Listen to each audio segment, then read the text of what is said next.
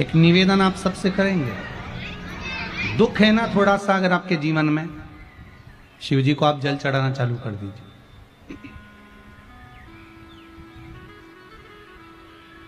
शंकर भगवान को आप जल चढ़ाना प्रारंभ कर दो। अगर दुख है ना जीवन में, शिव जी को जल चढ़ाना प्रारंभ कर दीजिए। और एक निवेदन और करेंगे, अगर दुख समाप्त ही नहीं हो रहा है, कोई बीमारी एक पूरी होती है दूसरी लग जाती है, दूसरी बीमारी पूरी होती है तीसरी लग जाती है, तीसरी बीमारी पूरी होती है चौथी लग जाती है, कुछ प्रॉब्लम चली रही है, तो एक जल के पात्र में जल लीजिए, कलश लोटा पानी का भर लीजिए और उस पात्र में चावल के 2 दाने डाल लीजिए, अक्षत के 2 दाने डालिए। घर में से लेकर जाओ, थोड़ा सा जल बेलपत्री के वृक्ष के नीचे डाल दीजिए, थोड़ा सा जल पीपल के वृक्ष के नीचे डाल दीजिए और थोड़ा सा जल या तो आंवले का पेड़ मिल जाए या शमी का वृक्ष मिल जाए, शमी का वृक्ष मिले या आंवले का वृक्ष मिले, उसके नीचे डाल दीजिए। करते हुए कहा था कि नाथ इसमें एक नेत्र मेरा है, अर्थात हम भगवान शंकर को रोज अपना नेत्र नहीं दे सकते, हम शंकर को अपना नेत्र निकाल कर नहीं दे सकते, हम शंकर को रोज कमल समर्पित नहीं कर सकते, हम शंकर को रोज नूतन पुष्प समर्पित नहीं कर सकते। तो बेलपत्र कमल का भी काम करती है, बेलपत्र नूतन पुष्प का भी काम करती है और बेलपत्र नेत्र कमल का भी काम करती है, जो भगवान को समर्पित की जाए।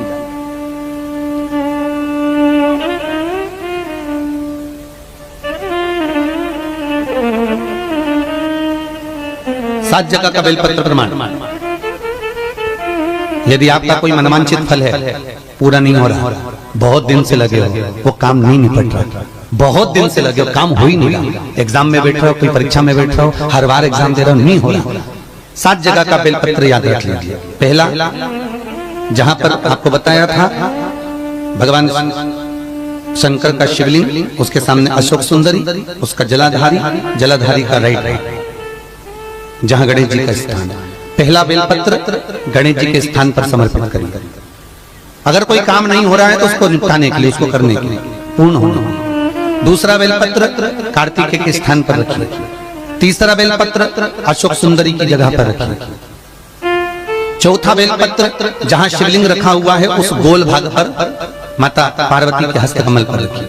5वां बेलपत्र भगवान शंकर की जो 5 लड़कियां ऊपर है उस जलाधारी में डाल दीजिए। 6ठा बेलपत्र शंकर के शिवलिंग को समर्पित कर दीजिए। और 7वां बेलपत्र जाते जाते जब मंदिर के बाहर जो नंदी बैठा रहता है उसका एक पांव ऊंचा उठा हुआ होता है, उस पांव के पास रख दो और अपनी कामना नंदी के कानों में कहकर चले जाइए, आपका कार्य कुछ दिनों में सफल हो जाएगा। 7वां बेलपत्र समर्पण का भाव अर्जित करता है। फिर से बोलो 7 बेलपत्र। पहला गणेश जी का स्थान, दूसरा कार्तिकेय, तीसरा अशोक सुंदरी, चौथा पार्वती जी का हस्त कमल, 5वां बोलो जम के ऊपर जलाधारी, 6ठा शंकर का शिवलिंग और 7वां नंदी का उठा हुआ चरण। 7वां भगवान शिव को समर्पित। कभी कभी बेलपत्र के वृक्ष में से बेलपत्र 5 पत्ती का मिल जाता है, कभी कभी उसको लोग शुभ मानते कि हमको 5 पत्ती का बेलपत्र मिला, वो पंचाक्षर मंत्र का प्रतीक है।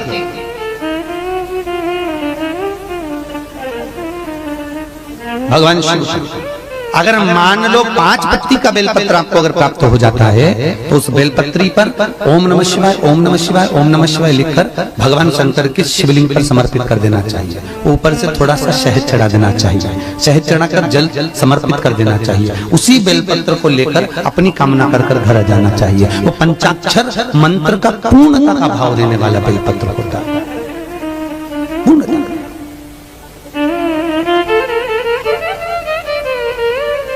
और पूर्ण नियमावली से, पूर्ण सुख से। जैसे छोटे छोटे बच्चों को माताएं डांट कर डपट के भोजन कराती हैं, तुम देखा होगा। पहले के समय में तो बच्चे ऐसे ही प्रेम से भोजन कर लेते थे। आज के जमाने में तो जैसे युद्ध पे लड़ने जा रहे हो उतनी पूरी तैयारी करना पड़ती बच्चों को भोजन कराने से पहले। पूरी युद्ध की तैयारी, लाओ जैसी बच्चा आता है वैसी तैयारी। तू जेठानी बोलती है कि देवरानी से काम कर, तू बच्चों को खाना खिला दे, मैं रोटी बना लूं, मेरे बस की।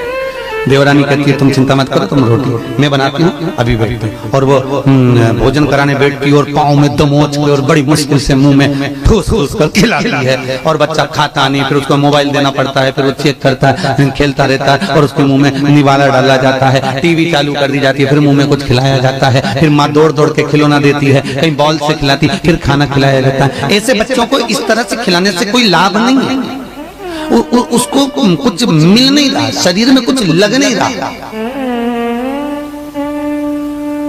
उसके लिए केवल एक ही काम, सोमवार के दिन कोई बच्चा जो चीज खाता हो वो चीज जो बच्चे को अच्छी लगती हो वो वस्तु वो भोजन एक पीपल के पत्ते पर, काय पर लेके जाना है, जम के बोलिए, पीपल के पत्ते पर रखकर शंकर जी को भोग लगा दो अशोक सुंदरी वाले स्थान पर, ठीक है।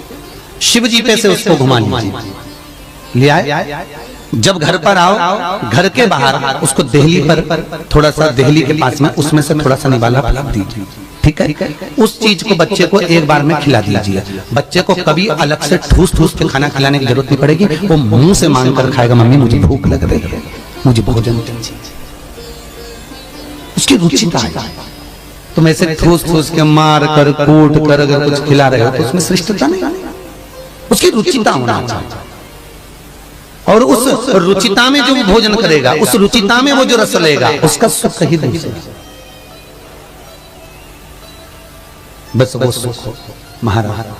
तो हमारा समर्पण भाव का होना चाहिए, बिना भाव का नहीं, बिना भाव। भगवान तुम्हारे चरणों में। तुमरुका जी ने चंचूला देवी से एक बात कही, जिसके घर में पार्थिव शिवलिंग का निर्माण होता है उसके घर में कभी लक्ष्मी की कमी नहीं होती है, वहां लक्ष्मी सदा निवास, वहां लक्ष्मी सदा निवास करती, सदा।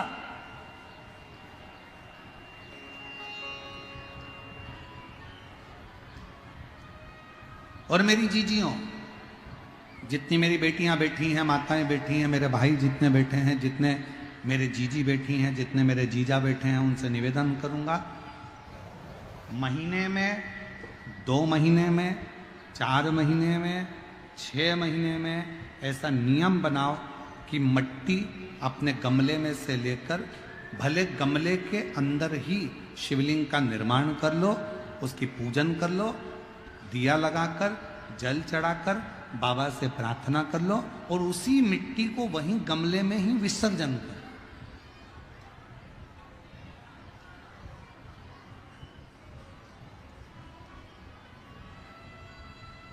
जो लोग कहते हैं हमारा व्यापार नहीं चल रहा, जो लोग कहते हैं हम बड़े दुखी हैं, बहुत तकलीफ में हैं, बहुत कष्ट में हैं, बहुत परेशानियां चल रही हैं, बहुत कष्ट चल रहा है, बहुत परेशानियां हो रही हैं और हमारा व्यापार नहीं चल रहा, ये नहीं हो रहा, वो नहीं हो रहा, तो अगर कोई तुमसे अगर इस तरह से बोले तो उसको कहना, प्रत्येक महीने शिवरात्रि आती है, प्रत्येक महीने, हर महीने शिवरात्रि आती है। कल प्रदोष है, परसों शिवरात्रि, हर महीने आती है। और संपूर्ण देशवासियों को आज श्रीमद् वल्लभाचार्य जी की जयंती की बहुत बहुत बधाई हो। श्रीमद् वल्लभाचार्य जी की जयंती की संपूर्ण देशवासियों को, वैष्णवों को बहुत बहुत साधुवाद। श्री वल्लभ ने, मेरे श्रीमद् वल्लभाचार्य जी ने संपूर्ण विश्व ब्रह्मांड में पुष्टि मार्ग को प्रगटाया। ऐसे पवित्र श्रीमद् वल्लभाचार्य जी की जयंती की बहुत बहुत बधाई। जो तुमसे कहे कि मेरे घर में लक्ष्मी नहीं है, मैं बहुत डिप्रेशन में चल रही हूं, बहुत टेंशन है, बहुत तकलीफ है, बहुत कष्ट है, बहुत कष्ट, प्रत्येक महीने शिवरात्रि आती है, पंचांग में, कैलेंडर में लिखी होती है। और कई लोग कहते हैं हमको मालूम नहीं पड़ता कि कब शिवरात्रि आ गई, कब चले गई। तो अब की बार हम भी विचार कर रहे हैं कि पूरे साल की शिवरात्रि हमारी सोशल मीडिया पर हम पूरे साल कौन से महीने में शिवरात्रि कितनी तारीख को आएगी, वो एक कैलेंडर जैसा हमारा जो फेसबुक है, हमारा जो यूट्यूब है, इंस्टाग्राम है, हम उसको प्रयास कर रहे हैं कि उस पर हमारी विठलेश सेवा समिति के द्वारा पूरे महीने की शिवरात्रि पूरे शिव भक्तों के सोशल मीडिया पर पहुंच जाए, जिससे लोगों को ध्यान रहे कि इतनी तारीख की शिवरात्रि है, लोगों के स्मरण में रहे कि इतनी तारीख को शिवरात्रि आएगी।